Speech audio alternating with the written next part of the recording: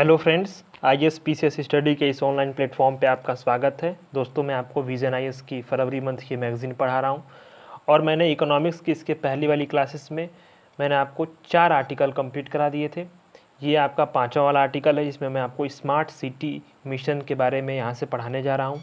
सुर्खियों में क्यों रहा है? क्योंकि आवासन और शहरी कार्य संबंधी जो अस्थायी समिति थी संसद की, उसने एक स्मार्ट सिटी पे मूल्यांकन के शीर्षक से एक रिपोर्ट प्रस्तुत की, यानी कि इवोल्यूशन किया गया है कि स्मार्ट सिटी मिशन के बारे में क्या प्रगति हुई है, क्या चुनौतियां हैं, क्या उसके आगे की राह हो सकती है, जो समाधान क्या हो सकते हैं, इन सब चीज़ों के बारे में यहाँ पे इस रिपोर्ट में बताया गया है। इस रिपोर्ट में जो प्रगति के प्रमुख बिंदु बताए गए हैं उसमें बताया गया है कि जो फाइनेंशियल प्रोग्रेस हुआ है उसमें केंद्र सरकार ने अपने जो हिस्से का 86% जारी कर दिया था। यानी जो केंद्र सरकार का जो हिस्सा था स्मार्ट सिटी मिशन के बारे में, उसमें से 86% केंद्र सरकार ने योगदान अपना कर दिया है। वहीं अगर देखा जाए तो जो केवल इस वर्तमान में केवल 28 जो शहर हैं उनको जो है शहरी स्थानीय निकाय है उससे अपने हिस्से का 100% धन प्राप्त हुआ है। यानी कि अगर देखा जाए तो ये केंद्र प्रायोजित योजना है, यानी सेंटर द्वारा स्पॉन्सर्ड स्कीम है। ऐसे में इसमें केंद्र और राज्यों का जो है वो संयुक्त रूप से योगदान होता है, तभी ये योजना जो चलती है। और इसे 2015 में आवासन और शहरी कार्य मंत्रालय द्वारा शुरू किया गया था। तो ये प्रीलिम्स स्पेशल है, मैं आपको अभी कैटेगराइज करूँगा कि क्या इंपॉर्टेंट प्रीलिम्स के लिए है और क्या मेंस के लिए है। अभी इसमें रिपोर्ट में देखते हैं कि वित्त पोषण के अतिरिक्त स्रोत में देखा जाए तो जो परियोजना में शामिल आधे शहर हैं वे पीपीपी मॉडल के तहत कोई भी जो परियोजना वो शुरू नहीं कर पाए हैं, और केवल 6 स्मार्ट शहर जो है वही जो है वो ऋण के माध्यम से यानी कर्ज के माध्यम से धन जुटाने में सफल रहे हैं। अगर भौतिक प्रगति की बात की जाए तो इस मदुरई एकमात्र स्मार्ट शहर है जिसने अपनी 100% परियोजनाओं को पूरा कर लिया है। ठीक है, इतना इंपॉर्टेंट बातें थी जो आपको ध्यान देना है इस कंटेंट के। इस बात को आपको जो है इसमें यहाँ पे देख लेना एक फैक्ट के रूप में कि मदुरई स्मार्ट शहर है जिसने 100% योजनाओं को पूरी किया है। बाकी इन चीज़ को आप मेंस के आंसर राइटिंग में स्मार्ट सिटीज़ मिशन पे जो अगर सवाल पूछे, क्योंकि ये यूपीएससी के यूपीपीसीएस में स्मार्ट सिटी पे पूछा हुआ सवाल है। ठीक है, यूपीपीसीएस पे यूपी स्पेशल में पूछा गया था ये स्मार्ट सिटी मिशन, जिसमें कि उत्तर प्रदेश की कुछ स्मार्ट शहरों की स्मार्ट सिटी मिशन के तहत आने वाले शहरों के बारे में ये कुछ लिखना था। ठीक है, तो उस पर आप इसको यूज कर सकते हैं, इसमें अन्य कंटेंट मिलेंगे। ठीक, प्रीलिम्स के लिए आपको ध्यान देना है स्मार्ट सिटी मिशन के बारे में। ये केंद्र प्रायोजित योजना है जिसे 2015 में आवासन और शहरी कार्य मंत्रालय के द्वारा शुरू किया गया था। इसको आपको लर्न कर लेना है। इसका उद्देश्य यही है कि जो कोर इंफ्रास्ट्रक्चर है, स्वच्छता है और सतत वातावरण है, उसको प्रदान किया जाए। स्मार्ट सोल्यूशन का इस्तेमाल करके जो शहर है उसमें नागरिकों को गुणवत्तापूर्वक बेहतर जीवन स्तर प्रदान की जाए। इसमें स्मार्ट सिटी के विकास के लिए 100 शहरों का चयन किया गया है। ठीक, और इन परियोजनाओं को पूरा करने के लिए 2023 के बीच में 5 साल की सीमा निर्धारित की गई थी, लेकिन अब इसे जून 2024 तक बढ़ा दिया गया है। यानी कि जो आने वाला जो जून है उस मंथ तक इसको बढ़ाया गया है। प्रीलिम्स के लिए आपको याद करना जरूरी है। ठीक है, फंडिंग देखी जाए तो केंद्र सरकार 5 वर्षों में 48,000 करोड़ रुपए तक वित्तीय फंड कर चुकी है, और प्रति वर्ष जो है प्रत्येक शहर को औसतन देखा जाए तो 100 करोड़ रुपए दे रही है। ठीक, जितनी राशि केंद्र सरकार प्रदान करती है उतना ही राशि जो है राज्य या शहरी स्थानीय निकाय द्वारा दी जाती है। यानी कि स्टेट जो है वहाँ पे स्पॉन्सर करता है, या जो शहरी स्थानीय निकाय है, अर्बन लोकल बॉडीज है, वो प्रदान करते हैं। और लेकिन इसके बीच में हालांकि देखा जाए तो 13 हिमालय और जो नॉर्थ ईस्ट के स्टेट्स हैं उसके बीच में फाइनेंशियल जो आवंटन है उसके अनुपात को 90-10 पे रखा, यानी 90% जो है केंद्र देगा, 10% जो है ये स्टेट देंगे। ठीक, यहाँ पे देखा जाए तो इसमें इस वाले जो स्मार्ट सिटी मिशन में वित्तीय संसाधन के अतिरिक्त स्रोत क्या हैं, यानी एडिशनल सोर्स ऑफ इनकम क्या है। तो जो अर्बन लोकल बॉडीज है उसके स्वयं के फंड हैं, वित्त आयोग की सिफारिश के बाद कुछ अनुदान मिल जाता है, म्यूनसिपल बॉन्ड है, ये नवाचारी वित्तीय तंत्र है, यानी कि एक तरह से इनोवेटिव ये फाइनेंस करने का एक तंत्र बनाया गया। म्यूनसिपल बॉन्ड जारी करना मैंने आपको पढ़ाया हुआ है। और अन्य सरकारी कार्यक्रमों के तहत जो आवंटित राशि होती है, उधारी होती है, ये फाइनेंशियल के अनेक स्रोत होते हैं। इसमें पीपीपी बात की जाए तो यानी कि सार्वजनिक निजी भागीदारी के माध्यम से निजी सेक्टर की भागीदारी पर इस योजना में जोर दिया गया है। यहाँ पे आपको स्मार्ट सिटी के मुख्य तत्वों के रूप में मेंस में इसको आप यूज कर सकते हो। इस कंटेंट को इसको बहुत अच्छे से आप नोट्स बना लेना अगर समय मिले तो। अभी तो प्रीलिम्स होने वाला है, जो इस बार प्रीलिम्स दे रहे होंगे उनके लिए तो इस समय नहीं है, लेकिन जो अगली बार के लिए टारगेट कर रहे हैं उनके लिए इसमें से कंटेंट बहुत अच्छा मिलने वाला है। केंद्र में समुदाय यहाँ पे इस दिया गया है, यानी कि स्मार्ट सिटी के मुख्य कंपोनेंट क्या है, main component of the smart city. तो केंद्र में समुदाय होना चाहिए, यानी कि केंद्र में समुदाय यानी कि योजना और जो क्रियान्वयन हो रहा है उसके लिए उसमें जो कम्युनिटीज़ है उनको केंद्र में रखा जाए, समुदायों को केंद्र में रखकर बात की जाए विकास की। कम संसाधन से अधिक परिणाम प्राप्त किए जाए, यानी कि अगर कम संसाधन इस्तेमाल करें, इष्टतम उपयोग हो और जो रिजल्ट हो वो उसका उत्पन्न करने की क्षमता अधिक हो। सहकारी और प्रतिस्पर्धी संवाद हो, कोऑपरेटिव फेडरलिज्म की यहाँ पे बात की जा रही है, यानी कि प्रतिस्पर्धा के माध्यम से शहरों का चयन हो, उसमें परियोजनाओं को लागू किया जाए, उसमें लचीलापन आया। इस तरह से कोऑपरेटिव और जो फेडरलिज्म की बात की जाएगी यहाँ पे, एकीकरण हो, इंटीग्रेशन हो, इनोवेशंस हो और स्टेबिलिटी हो। इस तरह से एकीकृत और टिकाऊ समाधान के लिए नवीन तरीके की खोज की जाए। प्रौद्योगिकी साधन है यानी लक्ष्य नहीं है, यानी कि प्रौद्योगिकी का लक्ष्य नहीं, बल्कि प्रौद्योगिकी को लक्ष्य नहीं बनाना है, बल्कि उसका साधन के रूप में इस्तेमाल करके उसका इष्टतम उपयोग और मैक्सिमम आउटपुट वहाँ से निकालने हैं। प्रासंगिक टेक्नोलॉजी का इस्तेमाल करके उसको निकालना, उसमें से उसका सावधानीपूर्वक चयन करना है। और कन्वर्जेंस यानी कि अलग अलग सेक्टर के साथ मिलकर के वित्तीय मामलों में इंटीग्रेटेड अप्रोच से हम स्मार्ट सिटीज़ के मेन कंपोनेंट से उसकी जो है क्रक्स को निकाल सकते हैं और उससे जो है अपना लाभान्वित हो सकते हैं। स्मार्ट शहरों को जो है हम यहाँ पे पा सकते हैं। ठीक, स्मार्ट सिटी मिशन के तहत विकास के संबंधित कुछ रणनीतियाँ हैं, जैसे कि एरिया बेस्ड डेवलपमेंट की बात की जाती है, यानी कि इस रणनीति में जो शहर के सुधार की बात की जाए, रेट्रोफिटिंग की, शहर के नवीकरण की बात की जाए, पुनर्विकास की, और शहरों के विस्तार की बात की जाए, यानी कि ग्रीन फील्ड विकास की। रेट्रोफिटिंग में क्या होता है कि जो पहले से निर्मित सेक्टर है, क्षेत्र है, एरिया है, उसको अधिक दक्ष बनाना है, रहने योग्य बनाना है और 500 से एकड़ के मौजूदा में क्षेत्र में योजनाओं की शुरुआत की जाएगी। ठीक है। पुनर्विकास के तहत होता है कि जो भी निर्मित व्यवस्था उसको बदलने पर बढ़ावा दिया जाए।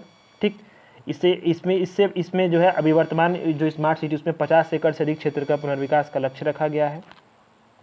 दूसरी बात है ग्रीन फील्ड आपको बताया ही, ग्रीन फील्ड और ब्राउन फील्ड। तो ग्रीन फील्ड के तहत जो पहले से खाली क्षेत्र उसमें अधिक स्मार्ट सोल्यूशन उपलब्ध कराया जाए और योजनाओं का जो निर्माण है, योजना का जो फाइनेंस है, योजनाओं को लागू करने के लिए कुछ नवाचारी उपायों का उपयोग किया जाए।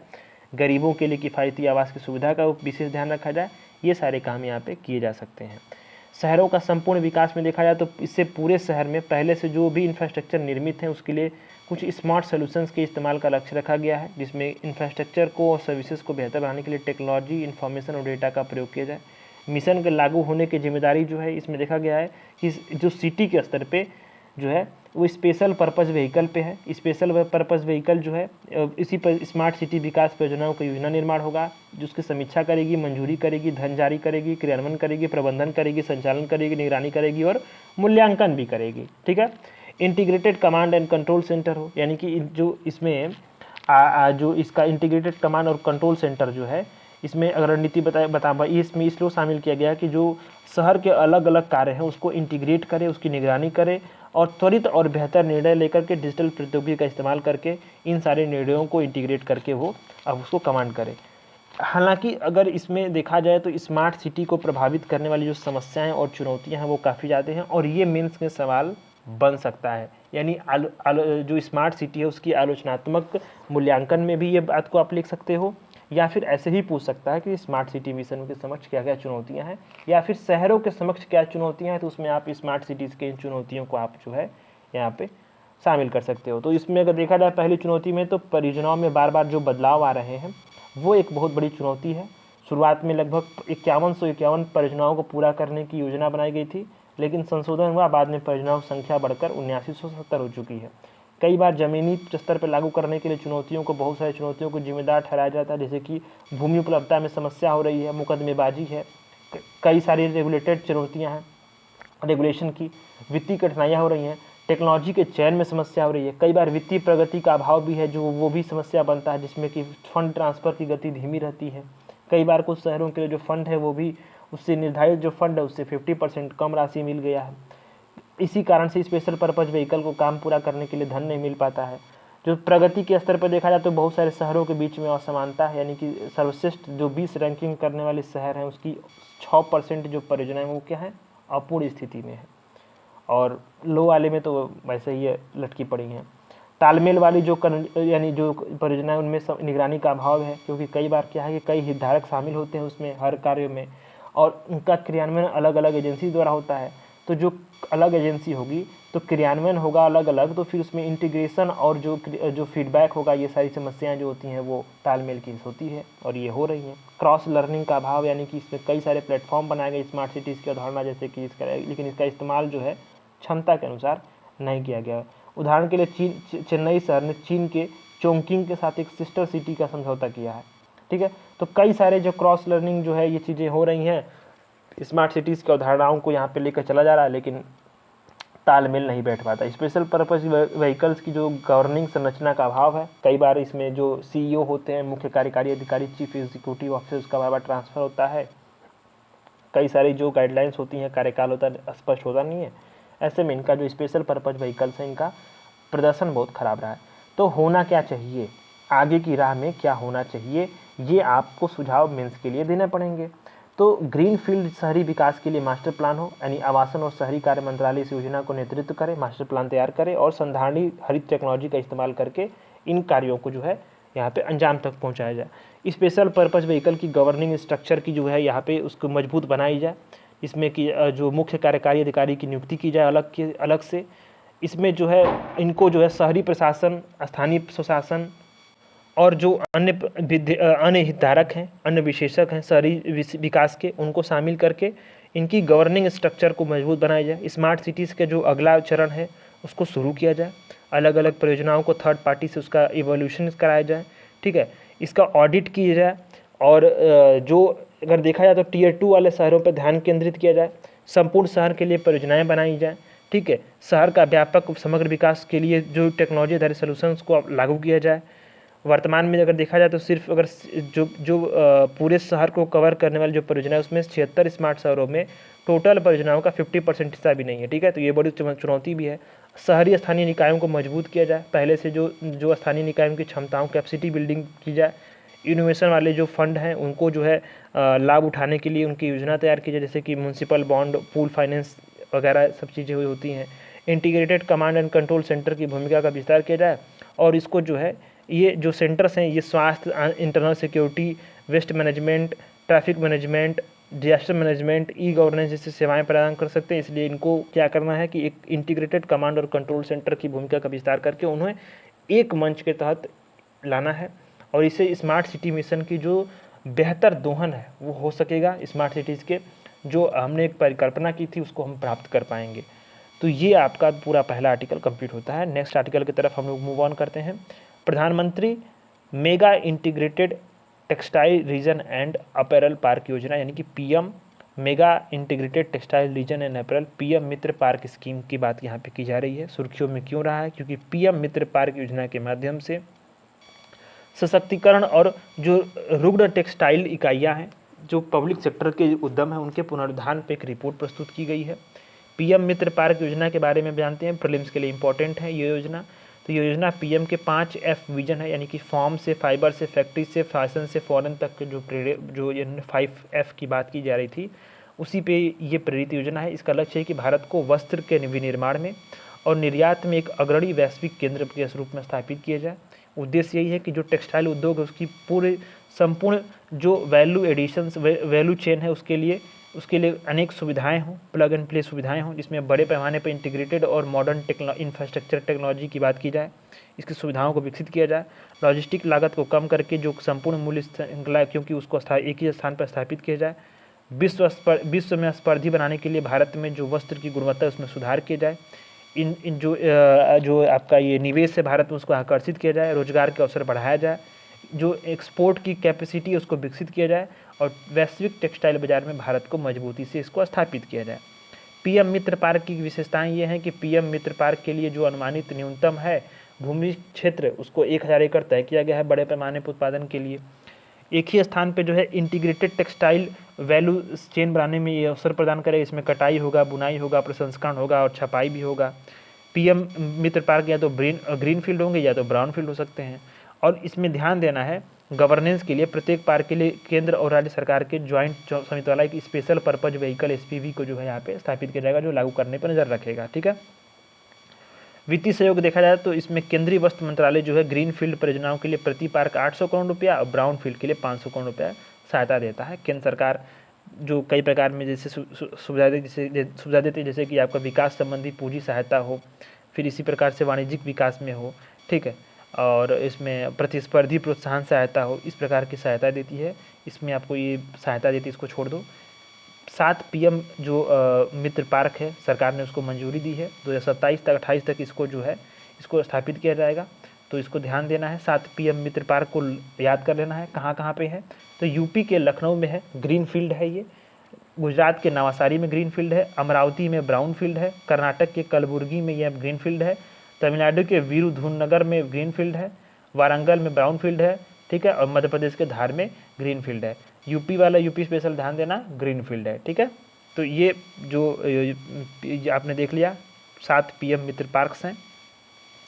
इस रिपोर्ट में 7 PM जो PM मित्र पार्क योजना, इसमें सिफारिशें की गई हैं सुधार के लिए। तो कौन कौन सी सिफारिशें हैं, इसको आपको ध्यान देना है। व्यापक नीति की बात की जा रही है कि भारतीय वस्तु उद्योग को विश्व स्तर पर प्रतिस्पर्धी बनाने के लिए हमें जो है एक व्यापक स्तर पर राष्ट्रीय टेक्सटाइल पॉलिसी को तैयार करना चाहिए। सबसे बेस्ट जो इंटरनेशनल उदाहरण है उस पर ध्यान देना चाहिए, और स्टेट की जो टेक्सटाइल पॉलिसीज़ हैं, जो योजनाएं हैं, उनमें उद्योग अनुकूल जो पहलुओं को शामिल करें, यानी कि हम किस तरह से जो है इंडस्ट्रीज़ को, इन जो आपका टेक्सटाइल इंडस्ट्रीज़ है उसको हम लोग जो है उसको आगे बढ़ा सकते हैं। इन राज्यों के पॉलिसीज़ में भी इसको शामिल करना है। बेस्ट प्रैक्टिसेस को हमने अपनाना है। चयन प्रक्रियाओं की समीक्षा की जाए। अधिक से अधिक PM मित्र पार्क स्थापित करने के लिए चयन प्रक्रिया की समीक्षा करनी चाहिए। SPV के गठन में तीव्रता लाई जाए, और वहाँ पे जिन 7 प्रस्तावों को मंजूरी दी गई, जिसको आपने मैप में देखा, उसमें से केवल 2 राज्यों में, गुजरात और यूपी ने ही स्पेशल पर्पज़ व्हीकल का गठन किया है। अन्य राज्यों में इसको जल्दी से जल्दी बनाना जरूरी है, और बनाया जाना चाहिए। टैक्स का जो व्यवस्था उसको हम लोग तर्कसंगत बनाना है। कई सारी राज्य सरकारें स्टाम्प शुल्क में छूट देती हैं, भू राजस्व दरों पर रियायत देती हैं, और SGST के बराबर जो है वो राशि की क्षतिपूर्ति भी प्रदान करती हैं। ऐसे में छूट इस प्रकार से देना चाहिए ताकि जो क्या है कि हम ज़्यादा से ज़्यादा जो है विनिर्माण को प्रोत्साहन कर सकें, निवेश को आकर्षित कर सकें। विशेष प्रोत्साहन देना चाहिए महिला उद्यमियों को बढ़ावा देने के लिए, ठीक है। और वर्टिकल एकीकरण होना चाहिए, यानी कि जो हमारा भारतीय टेक्सटाइल और जो परिधान उद्योग है जो अव्यवस्थित है उसको इंटीग्रेट करना है। और संगठित क्षेत्र में बदलने के लिए हमें क्या करना चाहिए कि पावरलूम सेक्टरों का जो है इसमें इंटीग्रेटेड करना चाहिए, PM मित्र पार्क के दायरे से बाहर जो भी है उनके लिए, ठीक है। तो इस प्रकार से ये जो समीक्षाएं हैं, इसके लिए सिफारिशें हैं, वो की गई थी इस रिपोर्ट में, हमने इसको देख लिया। नेक्स्ट आर्टिकल की तरफ हम लोग मूव ऑन करते हैं। प्रधानमंत्री मत्स्य किसान समृद्धि सह योजना है, PMMKSY सुर्खियों में क्यों रहा? केंद्रीय मंत्रिमंडल ने प्रधानमंत्री मत्स्य किसान समृद्धि सह योजना को मंजूरी दी है। यह केंद्रीय सेक्टर की एक उपयोजना है। यह योजना जो है प्रधानमंत्री मत्स्य संपदा योजना के केंद्रीय सेक्टर वाली जो उसमें है, उसी में एक उपयोजना है जो है, इसको आपको ध्यान देना है। इसका उद्देश्य क्या है कि जो असंगठित क्षेत्र का जो मत्स्यिकी क्षेत्र है उसको धीरे धीरे हमें संगठित करना है, ऑर्गेनाइज करना, औपचारिक स्वरूप देना है। और जो मत्स्यिकी क्षेत्र में सूक्ष्म और लघु उद्यम जो है उनको हमें इंस्टीट्यूशनल फाइनेंस की सुविधा देनी है। ये आपका GS3 का जो टॉपिक है पूरा ये पढ़ाया, ये मतलब GS3 में मेंस में भी इम्पोर्टेंट है ये। जलीय कृषि के लिए हमें जो है बीमा कवरेज के लाभार्थियों के लिए हमें प्रोत्साहन करना एक मुफ्त, और साथ साथ जो है मत्स्यिकी क्षेत्र में मूल्य श्रृंखला दक्षता में सुधार के लिए प्रोत्साहन देना है। मछली और मत्स्य उत्पादों की सुरक्षा, गुणवत्ता के आश्वासन प्रणालियों को अपनाना है और विस्तार के लिए प्रोत्साहन देना है। फाइनेंस के लिए इसमें कुल 6,000 करोड़ रुपए की राशि तय की गई है, जिसमें कि 50% पब्लिक फाइनेंस से आएगा और 50% जो है वो आपको निजी क्षेत्र के लाभार्थियों द्वारा यहाँ पे किया जाएगा, ठीक है। तो ये आपने इसको देख लिया। अब हम लोग आते हैं इसमें कि योजना के लाभार्थी कौन है। तो मछुआरे, मत्स्य जो गतिविधि में लगे किसान हैं, या मत्स्य श्रमिक हैं, विक्रेता हैं, जो कि मत्स्य की मूल्य श्रृंखला का डायरेक्टली हिस्सा है, वो इसके लाभार्थी होंगे। सूक्ष्म लघु उद्यम होंगे, सहकारी समितियां या जो ग्राम स्तरीय समूह हैं, संगठन है, सेल्फ हेल्प ग्रुप हैं, वो हैं। मत्स्य किसान उत्पादक संगठन FFTOs हैं, या फिर मत्स्य पालन और जलीय कृषि मूल्य श्रृंखला में लगे स्टार्टअप्स हों, या ऐसे लाभार्थी जिन्हें जो है मत्स्य पालन विभाग द्वारा लाभार्थी के रूप में शामिल किया गया हो, ये सारे जो हैं इस योजना के लाभार्थी होंगे। इस योजना की अवधि देखना है, अवधि इंपॉर्टेंट होती हैं। तो सभी राज्यों और यूटीज़ में वित्त वर्ष 23-24 से लेकर के 26-27 तक 4 वर्षों में चलाई जाएगी। ये आपने देख लिया। अब आपको जो है इस योजना को लागू करने की रणनीति को थोड़ा देखना है। रणनीति मतलब पूछेगा तो नहीं, लेकिन इसमें रणनीति में देखा पहले हमें मत्स्यिकी सेक्टर को हमें औपचारिक रूप देंगे, फिर भारत सरकार द्वारा जो भी कार्यक्रम चलाया जाएगा उसको हम लोग सुविधाजनक बनाएंगे, फिर इसके बाद जो है जलीय कृषि के लिए बीमा कवरेज देंगे, फिर इसके बाद हम मत्स्यिकी सेक्टर की मूल्य श्रृंखला में सुधार करेंगे, मूल्य सूक्ष्म उद्योगों का समर्थन करेंगे, मछली होगा या मत्स्य उत्पाद होगा उसकी हम गुणवत्ता करेंगे, गुणवत्ता को बढ़ाएंगे और विस्तार के लिए प्रोत्साहन देंगे, और परियोजनाओं का प्रबंधन, निगरानी, रिपोर्टिंग वगैरह होगा। तो ये लागू करने की रणनीति है। ये आपसे सवाल नहीं पूछेगा रणनीति, इसको मैंने बस इसलिए हाईलाइट किया क्योंकि जो है आप बहुत लोग क्या करते हैं कि कई बार चीज़ें होती है ना कि वो लोग कन्फ्यूज होते हैं कि क्या चीज़ें छोड़ना है, लेकिन ये आपको इसमें देखना इसलिए है। और यहाँ पे एक चीज़ और ध्यान देना है कि जब हम मत्स्यिकी क्षेत्र को औपचारिक स्वरूप देंगे तो उसमें उसके लिए क्या बनाया जाएगा, नेशनल फिशरीज डिजिटल प्लेटफॉर्म बनाया जाएगा, जिसमें सभी जो हितधारक शामिल होंगे इस योजना में उनका यहाँ पे रजिस्ट्रेशन होगा। ठीक है, तो इसको ध्यान देना, नेशनल फिशरीज डिजिटल प्लेटफॉर्म, इसीलिए मैंने इसको यहाँ पे मार्क किया। अब आता है इस योजना का महत्व क्या है। इस योजना का महत्व जो है, इससे फायदा क्या होगा, तो इससे मत्स्यिकी क्षेत्र है ना, उसको मत्स्यिकी का जो सेक्टर है, मैरीन सेक्टर, उसको हम लोग औपचारिक स्वरूप दे पाएंगे। 6.4 लाख जो लघु सूक्ष्म उद्यम है और 5,500 मत्स्य पालन सहकारी समिति, उसको हम लोग इंस्टीट्यूशनल ऋण उपलब्ध करा पाएंगे। नेशनल फिशरीज डिजिटल प्लेटफॉर्म में इसमें लगभग 40 लाख जो सूक्ष्म और लघु उद्यमों को पहचान मिलेगा। मूल्य श्रृंखला की दक्षता में सुधार होगा, रोजगार के नए नए अवसर पैदा होंगे। यहाँ पे 1.7 लाख नए अवसर पैदा होंगे, 75,000 महिलाओं को रोजगार पर विशेष बल मिलेगा। और इसमें रोजगार के सृजन का लक्ष्य रखा गया है कि इससे जो है सूक्ष्म और लघु उद्योग में 5.5 लाख लगभग लोगों के लिए रोजगार का लक्ष्य रखा गया है। इससे अन्य लाभ ये होगा कि ईज ऑफ डूइंग बिजनेस को बढ़ावा मिलेगा, मत्स्यिकी कृषकों की आय में वृद्धि होगी, निर्यात को प्रतिस्पर्धी बनाया जा सकेगा, बीमा कवरेज करके जलीय कृषि के नुकसानों का समाधान हो पाएगा। ऐसे में मत्स्यिकी सेक्टर से अगर कोई सवाल पूछता है कभी भी, तो आपको ये नोट कर लेना है, ये बहुत बेहतरीन है। ये निष्कर्ष आप समझो कि इसको आप नोट कर लो अपने मेंस में, और ये डेटा भी मैं बताऊंगा आपको। मत्स्यिकी सेक्टर पूछेगा आपसे, ये आपका GS3 का सिलेबस में दिया हुआ है मेंस में, और ये इससे सवाल बने हैं, तो मैं इसमें इसीलिए जोर दे रहा हूँ कि ये आगे का रहा ये वाला, इसको डेटा बैंक को और कुछ इसमें से जो टॉपिक्स जैसे ईज ऑफ डूइंग बिजनेस वगैरह, ये सब चीज़ों को आप नोट कर लेना। मत्स्यिकी सेक्टर क्या है, सनराइज सेक्टर है, इसको आप लिखना सनराइज सेक्टर, उभरता हुआ, जिसमें कि हाल के वर्षों में वृद्धि देखी गई है, लेकिन अभी तक इसकी क्षमताओं का हम पूरा उपयोग नहीं कर पाए, जिससे घरेलू खपत, निर्यात क्षमता और अधिक रिटर्न की व्यापक संभावनाएं हैं। ऐसे में इसे जो है इस सेक्टर को मजबूत निरंतर नीतिगत समर्थन की जरूरत है। इसको आप सीधे अपने मेंस के निष्कर्ष में लिख सकते हैं, बेहतरीन निष्कर्ष दिया हुआ है। डेटा बैंक आपको ध्यान देना है कि भारत जो है विश्व में मछली और मत्स्य उत्पादों का चौथा सबसे बड़ा निर्यातक देश है। ठीक है, भारत विश्व का तीसरा सबसे बड़ा मछली उत्पादक देश है और भारत विश्व में दूसरा सबसे बड़ा जलीय कृषि उत्पादन करने वाला देश है। ये बहुत इंपॉर्टेंट डेटा है। यूपीपीसीएस में ऐसे सवालों को प्राथमिकता मिलती है प्रीलिम्स में। डेटा को आपको ध्यान देना है, अपडेटेड डेटा है ये। और क्या देना है इसमें ध्यान कि भारत विश्व में मछली और मत्स्य उत्पादों का चौथा सबसे बड़ा निर्यातक देश है, विश्व का तीसरा सबसे बड़ा मछली उत्पादक देश है और दूसरा सबसे बड़ा जलीय कृषि उत्पादन करने वाला देश है। इस डेटा को आप मेंस में भी और प्रीलिम्स के लिए भी इंपॉर्टेंट है। ठीक है, मेंस में आप ये भी जा सकते हैं कि भारत ने लगभग 7,759 मिलियन अमेरिकी डॉलर का समुद्री खाद्य उत्पादों का निर्यात भी किया। इसमें से एक योजना प्रधानमंत्री मत्स्य संपदा योजना जो है, इसी का जो उप योजना है, ये वाली योजना हम लोग डिस्कस कर रहे थे, उसके बारे में थोड़ा जान लें कि प्रधानमंत्री मत्स्य संपदा योजना क्या है। इसका उद्देश्य ये कि जो भी मछली के कृषक हैं उनको कल्याण करना है, मत्स्यिकी सेक्टर का संधारणी, जिम्मेदार और समग्र विकास से ब्लू रेवोल्यूशन लाना है। अम्ब्रेला योजना, इसके तहत अलग अलग घटक हैं, 2 अलग अलग। इसमें केंद्रीय सेक्टर की योजना है जिसमें पूरा जो खर्च होगा वो केंद्र सरकार वहन करेगा, 100% फाइनेंस करेगा। केंद्र प्रायोजित योजना यानी कि इसमें कि केंद्र और स्टेट जो है दोनों मिलकर के साझा करेंगे। 5 वर्षों के लिए है, 2024-25 तक इसका अवधि है। 20,500 करोड़ रुपए का निवेश किया जाएगा इसमें। और इसका लक्ष्य है कि मछली के उत्पादन को हमें क्या करना है, 22 मिलियन मीट्रिक टन करना है बढ़ा करके। ग्रॉस वैल्यू एडिशन में मत्स्यिकी सेक्टर का हिस्सा लगभग 9% करना है और आय को जो है 1 लाख करोड़ रुपए तक इससे दोगुना करके लाना है मत्स्यिकी सेक्टर में। ठीक है, तो ये बातें यहाँ पे हमने देख लिया। अब आता है हम लोग भारत, इसका 8वां वाला आर्टिकल, भारत में उर्वरक क्षेत्रक, फर्टिलाइजर सेक्टर इन इंडिया।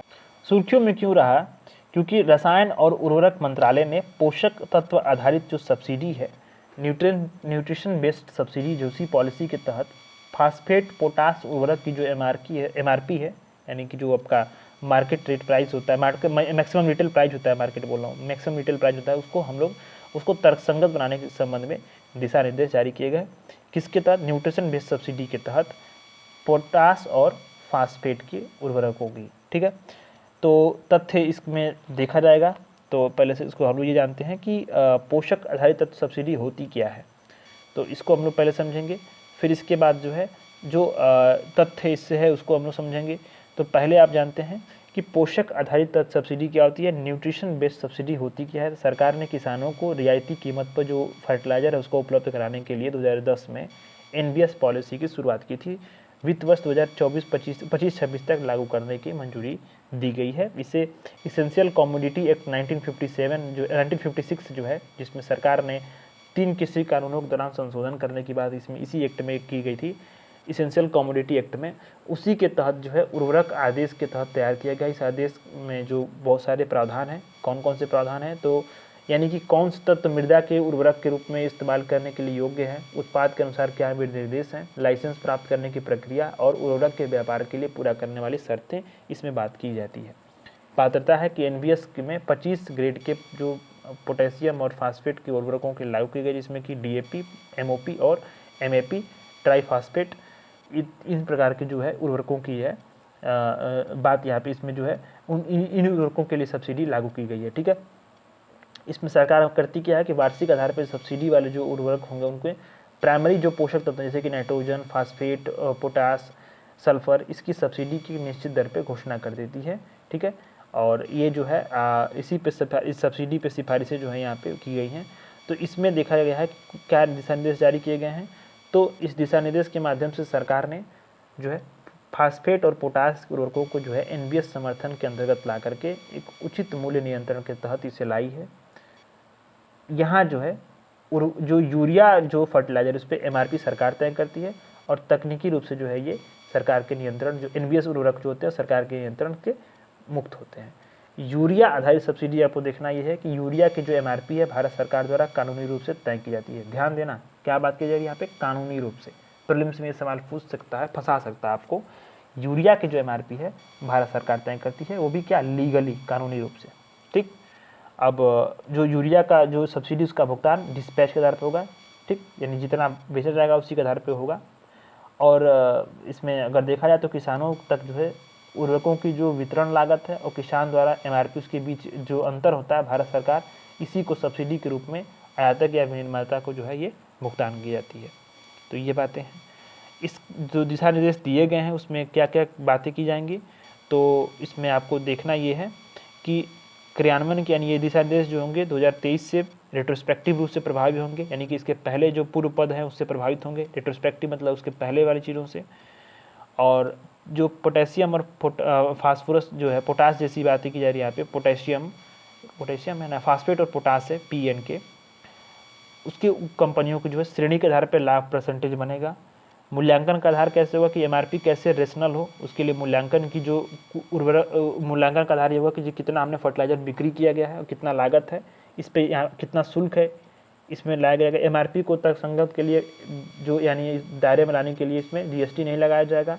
लागू होने के लिए जो क्या है कि एमआरपी को मतलब तर्कसंगत बनाने के लिए सभी उर्वरक ग्रेड का मूल्यांकन होगा। उर्वरक ग्रेड में मतलब होता है कि सब इसमें नाइट्रोजन, फास्फोरस और पोटास का न्यूनतम परसेंटेज व्यक्त की जाती है इसमें। ठीक है, यानी 5-5-5 का ग्रेड बना है, तो इसमें 5% कुल नाइट्रोजन होगा, 5% उपलब्ध फास्फोट होगा, 5% घुलनशील पोटास होगा। तो इसी उर्वरक ग्रेड का मूल्यांकन होगा। और आगे की राय ये होगी कि बनी सरकार का कदम ये है कि इसका कि अनुचित लाभ उठा रहे हैं लोग, उस पर अंकुश लगाया जाए, कृषि कार्य की लागत को कम किया जाए, जिससे क्या होगा कि जो फर्टिलाइजर सेक्टर है उसको हमने व्यवहार बनाना है, लंबे समय तक जो आयात पर निर्भरता है उसको कम करनी है, और हमें जो है संतुलित उपयोग के कदम के लिए उठाए जाने चाहिए। ये बातें हैं इसमें से, इसको आप देख लो। इसमें प्रीलिम्स में सवाल तो कुछ खास नहीं बनेगा। ये ध्यान देना है कि यूरिया का जो एमआरपी है वो भारत सरकार द्वारा कानूनी रूप से तय की जाती है, इसको हमें देख लेना है। और जो पोषक तत्वधारी सब्सिडी है इसमें कब शुरुआत हुई थी, कब तक है, बस इतना आपको प्रीलिम्स के लिए ध्यान देना है, बाकी चीज़ें छोड़ दीजिए। ये इंपॉर्टेंट है, ये वाला आर्टिकल जो 9वां वाला आर्टिकल है आपका कि एफडीआई इन स्पेस सेक्टर। ठीक है, ये बहुत इंपॉर्टेंट है। सुर्खियों में क्यों रहा? सरकार ने अंतरिक्ष सेक्टर में 100% एफडीआई की अनुमति के लिए नियमों में छूट दी है। यानी अभी एफडीआई हुआ नहीं है, अब नियमों इसके लिए छूट दी गई है नियमों में। 100% एफडीआई की बात की जा रही है किसमें? जो अंतरिक्ष सेक्टर है, स्पेस सेक्टर, उसमें बात की जा रही है यहाँ पे। तो इससे तथ्य क्या है कि मौजूदा नीति यह है कि केवल इससे पहले जो है उपग्रह की स्थापना करनी हो या संचालन करनी, उसी में केवल गवर्नमेंटेड सरकारी मंजूरी से ही एफडीआई की अनुमति थी। मैंने आपको एफडीआई के बारे में पढ़ाया था ना कि एक होता है ऑटोमेटिक होता है और दूसरा होता है कि गवर्नमेंट वाला रूट। ऑटोमेटिक वाला होता है मुंबई वाला रूट, इसी को बोलते हैं, और गवर्नमेंट वाला रूट जो होता है वही सरकारी दिल्ली वाला रूट। ठीक है, इसमें सरकार से लेना पड़ता है अनुमति, तभी आप एफडीआई जो है किसी कंपनी में आप इन्वेस्ट कर पाएंगे। मुंबई वाला रूट में अनुमति लेनी नहीं पड़ती है, ये ऑटोमेटिक रूट बोला जाता है। तो अभी क्या था कि सरकारी मंजूरी से ही एफडीआई की अनुमति थी, इसको 100% जो है इसमें एफडीआई की बात की जा रही है, यानी कि अब वो ऑटोमेटिक हो जाएगी।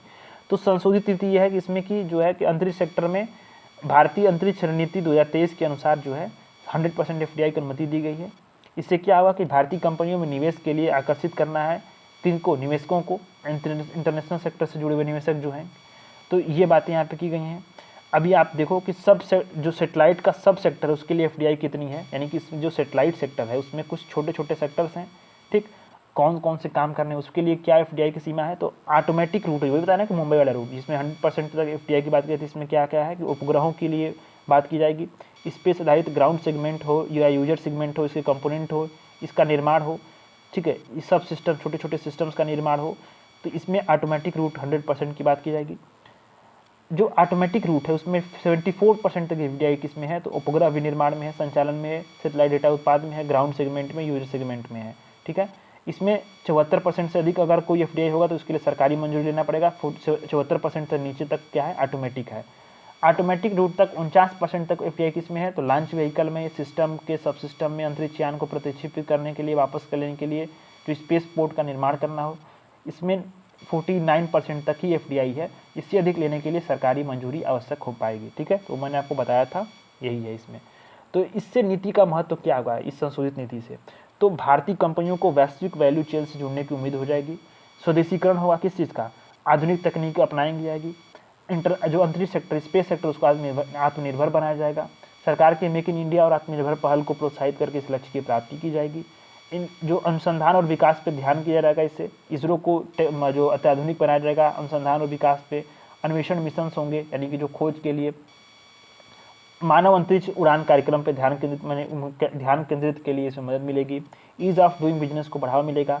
इससे क्या होगा कि जो विदेशी कंपनियां हैं वो भारत के अंतरिक्ष सेक्टर में जो बाधाओं को कम करेंगी वो आ जाएंगी, और इससे क्या होगा? निवेश बनेगा, अंतर्राष्ट्रीय निवेश आएगा, समावेशी व्यवस्था का निर्माण होगा, टेक्नोलॉजी ट्रांसफर होगा, और अंतरिक्ष प्रौद्योगिकी में सहयोग आधारित रिसर्च को भी बढ़ावा मिलेगा।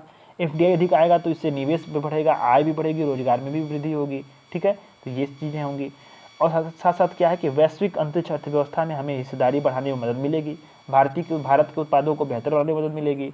अंतरिक्ष संचालन का वैश्विक स्तर पर विस्तार होगा और हमारी वैश्विक अंतरिक्ष अर्थव्यवस्था की हिस्सेदारी बढ़ने में भी मदद मिलेगी। अभी जो वर्तमान में वैश्विक अंतरिक्ष व्यवस्था में 8.4 बिलियन डॉलर है, भारत की हिस्सेदारी इसमें केवल 2 से 3% है, तो जो काफ़ी कम है अन्य देशों के मुकाबले। तो ऐसे में इस हिस्सेदारी को बढ़ाया जा सकेगा। इसको आप इंट्रो में भी इस्तेमाल कर सकते हैं, इस वाले लाइन को। ठीक है, इंट्रो में भी स्पेस सेक्टर से जब आएगा तो सवाल। तो अभी देखना है कि भारत में निजी सेक्टर में जो अंतरिक्ष है उसमें भारत सरकार ने क्या क्या कदम उठाए हैं। तो इंटरनेशनल स्पेस एसोसिएशन का गठन किया गया 2021 में, जो भारत में निजी और सार्वजनिक सेक्टर के अंतरिक्ष उद्योग का सफल अन्वेषण, सहयोग और विकास की दिशा में काम करने वाला गैर लाभकारी उद्योग संगठन है। एंट्रिक्स कॉर्पोरेशन लिमिटेड के मार्केटिंग शाखा के रूप में इसरो को स्थापित किया गया है। इन स्पेस का गठन किया गया है, जो अंतरिक्ष में गतिविधियों में निजी सेक्टर की भागीदारी को बढ़ावा देने के लिए नोडल एजेंसी है। इसको आपको नोट करना है और याद करते रहना भी है। इसका बार बार न्यूज में रहती है। सरकार जो है निजी निवेश को प्रोत्साहित करने के लिए जो भी निजी प्रक्षेपण सेवा कंपनियां उसको अगर सैटेलाइट लॉन्च करती है तो जीएसटी छूट भुगतान नहीं करना पड़ेगा। भारत की जो अंतरिक्ष नीति है उस 2023 में कहा गया है कि निजी सेक्टर की जो अंतरिक्ष अर्थव्यवस्था उसकी संपूर्ण वैल्यू चेन में प्रमुख हितधारक है। तो ऐसे में अंतरिक्ष सेक्टर में विकास को बनाए रखने के लिए आगे की राह क्या आ सकती है? तो विनियमन पे ध्यान देना है हमें। जो है विश्व स्तर पे हमें कंपटीशन को बढ़ाने के लिए, खुद कंपटीशन में आने के लिए भारत की जो स्पेस एक्टिविटी जो विधेयक है उसको पारित करना चाहिए। इससे एक संपन्न अंतरिक्ष उद्योग को बढ़ावा मिलेगा, समग्र अंतरिक्ष उद्योग को बढ़ावा मिलेगा। वैश्विक अंतरिक्ष अर्थव्यवस्था में भारत की भागीदारी बढ़ेगी, जो 2 से 3% है उससे बढ़ करके हमें 8 से 9% तक का हमें लक्ष्य रखना चाहिए, 2 गुना 3 गुना करना चाहिए। टेक्नोलॉजी के स्तर पर प्रगति होगी। ऐसे में प्रगति के लिए हमें क्या करना चाहिए, सूचना टेक्नोलॉजी में भारत के लिए जो है IT सेक्टर के समन्वय को इंटीग्रेट किया जाए। टेक्नोलॉजी ट्रांसफ़र की बात की जाए, जिससे क्या है कि जो निजी सेक्टर है उसको टेक्नोलॉजी ट्रांसफ़र को प्रोत्साहित करें। छोटे छोटे जो लघु उपग्रह प्रक्षेपण यान हैं, किफ़ायती स्तर पे हमें पहुंच पे ध्यान देने की ज़रूरत है। ऐसे ऐसे व्यवसाय वाले मॉडल बनाने की ज़रूरत है जो क्या करें, अंतरिक्ष संबंधी समाधानों से लोगों को किफ़ायती तौर पे ये लाभ उठाएं और उनका जो है समाधान करें। इससे ज़मीनी स्तर पे इंफ्रास्ट्रक्चर और कनेक्टिविटी की समस्याओं को दूर हो पाएगा। अंतर्राष्ट्रीय सहयोग बढ़ाना है, हमें वैश्विक अंतरिक्ष एजेंसियों और निजी कंपनियों के साथ साझेदारी को बढ़ावा देना है। और इसका उदाहरण यही है कि 2023 में आर्टेमिस समझौते में भारत शामिल हुआ है, जिसको मैंने मैगजीन में कवर किया था। इस प्रकार से ये सारी चीज़ों से अंतरिक्ष सेक्टर में हम जो है आगे बढ़ सकते हैं। तो हम लोगों ने इस आज की क्लास में पूरा बड़ा वाला जितने आर्टिकल्स है उनको ख़त्म कर लिया है। अब न्यूज इन शॉर्ट्स हैं, न्यूज इन शॉर्ट्स वाले छोटे छोटे सेगमेंट को हम लोग ख़त्म करेंगे एक ही क्लास में कल, और इसी के साथ साथ जो है हम लोग इकोनॉमिक्स वाले सेक्शन को भी कंप्लीट कर लेंगे। तो मैं आपको जो है polity and governance, international relations, security और इकोनॉमिक्स ख़त्म करा दूंगा कल। इसके बाद हम लोग इन्वायरमेंट और साइंस एंड टेक 2 सेक्शन को देख करके इस मैगजीन को ख़त्म कर देंगे, मार्च वाले मैगजीन पे मूव ऑन कर जाएंगे। ठीक है, धन्यवाद।